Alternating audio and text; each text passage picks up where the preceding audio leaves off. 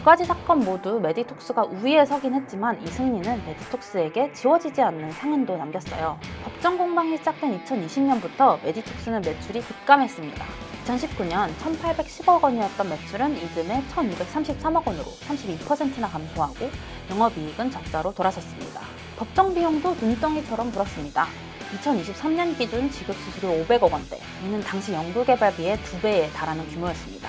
여기엔 소송 비용뿐 아니라 특허권 사용료, 회계자문료 등이 포함됐지만 역시 가장 큰 비중은 법률 비용이었습니다. 그 사이 경쟁사들은 해외로 나갔는데요. 퓨젤은 중국 시장에 이어 미국 진출을 확정했고, 대웅제약은 나보타로 국내 최초 미국 톡신 시장 진입에 성공했습니다. 소송에 묶여있던 5년, 메디톡스가 잃은 건 시간이었습니다.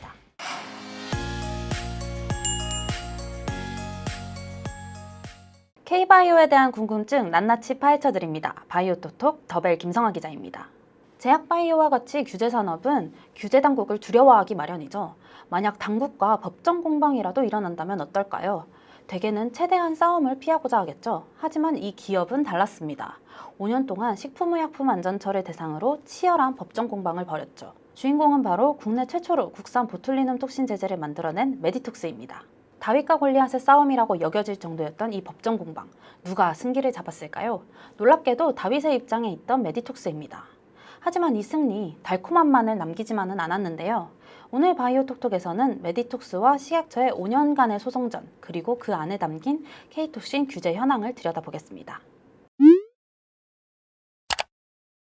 이들의 첫 법정 공방은 메디톡스가 대전식약청으로부터 행정처분을 받은 5년 전으로 거슬러 올라갑니다. 대전식약청은 2020년 4월 메디톡신주 각 단위에 대해 잠정 제조 중지 및 판매 중지 명령을 내렸습니다. 같은 해 6월에는 가장 높은 수위의 행정처분인 품목허가 취소와 회수, 폐기 명령을 내렸죠. 이유는 약사법 위반이었습니다. 식약처는 메디톡신주가 약사법 제62조, 의약품 제조업자 품목허가를 받은 자 등은 허가, 변경허가 또는 신고, 변경 신고된 내용과 다른 의약품을 제조, 판매할 수 없다는 조항을 위반했다고 판단했어요. 메디톡스가 허가받지 않은 원액을 사용해 제품을 제조했고, 제조 공정을 일부 바꿨지만 사전 승인을 받지 않았다는 것이죠. 메디톡스에 내려진 처분은 사실상 시장 퇴출에 가까운 조치였습니다. 톡신 사업이 매출의 대부분을 차지하고 있던 메디톡스는 곧바로 반격에 나섰습니다.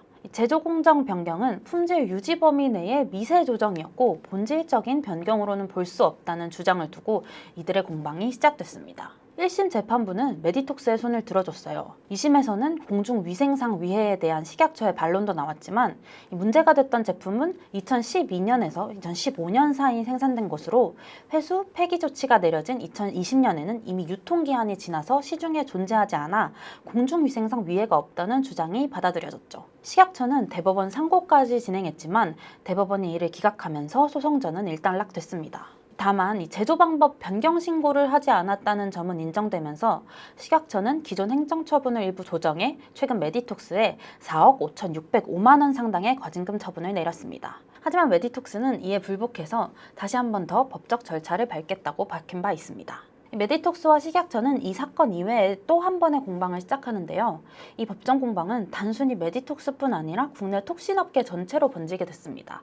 이른바 간접 수출 논쟁이죠. 앞선 법적 공방이 시작된 2020년 식약처는 그와 별개로 메디톡스에 또 한 번 행정처분을 내렸는데요. 메디톡신주와 코어톡스주 등 5개 품목에 대해 국가출하 승인 위반으로 품목허가 취소 처분을 명령했습니다.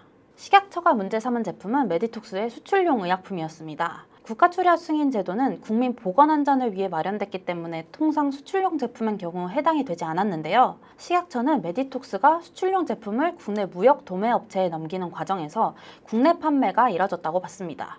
게다가 일부 무역 도매상들이 오프라벨로 수출용 제품을 내수 판매하는 경우가 왕왕 있어 왔기 때문에 식약처의 주장이 힘을 받기도 했죠. 단순히 메디톡스 한 기업만의 문제가 아니었습니다. 식약처는 메디톡스뿐만 아니라 휴젤, 파마리서치바이오, 한국 BMI, BNC 코리아, 제테마 등 다른 톡신업체들에 대해서도 줄줄이 허가 취소 처분을 내렸습니다. 간접 수출 이슈는 식약처와 톡신업계 전체의 싸움이 된 셈입니다. 재판부는 어떻게 판단했을까요? 메디톡스 1심 재판부는 대외무역법에 따라 간접 수출 구조도 통상적인 수출 구조로 규정된 적법한 형태라고 판단했습니다. 특별한 사정이 없는 한 제조업자가 수출업자에 공급한 물품이 해외로 실제로 수출되는지 여부에 대한 책임은 제조업자에 있지 않다는 해석이죠. 2심 재판부 역시 풋모커가 취소 및 폐기 처분 등은 가혹하다면서 해당 명령을 취소했습니다. 첫 주자였던 메디톡스가 승기를 잡으면서 후속 기업들의 법정 공방도 기업들에게 긍정적인 방향으로 흘러가고 있습니다. 현재 식약처와 메디톡스는 대법원 상고심 단계에 있는데요. 해당 판결이 나올 경우 톡신업계 전반의 판도가 달라질 것으로 예측됩니다. 이 두 가지 사건 모두 메디톡스가 우위에 서긴 했지만 이 승리는 메디톡스에게 지워지지 않는 상흔도 남겼어요. 법정 공방이 시작된 2020년부터 메디톡스는 매출이 급감했습니다. 2019년 1,810억 원이었던 매출은 이듬해 1,233억 원으로 32%나 감소하고 영업이익은 적자로 돌아섰습니다. 법정 비용도 눈덩이처럼 불었습니다. 2023년 기준 지급 수수료 500억 원대, 이는 당시 연구개발비의 2배에 달하는 규모였습니다. 여기엔 소송 비용뿐 아니라 특허권 사용료, 회계자문료 등이 포함됐지만 역시 가장 큰 비중은 법률 비용이었습니다. 그 사이 경쟁사들은 해외로 나갔는데요. 휴젤은 중국 시장에 이어 미국 진출을 확정했고 대용제약은 라보타로 국내 최초 미국 톡신 시장 진입에 성공했습니다. 이 소송에 묶여있던 5년, 메디톡스가 잃은 건 시간이었습니다. 5년 소송 끝에 얻은 승소 판결, 현재 메디톡스는 회복의 길 위에 있는데요. 이 사건은 톡신업계에서 단순히 한 기업의 이슈라기보다는 규제의 합리성과 산업의 현실을 함께 묻는 사건이었죠.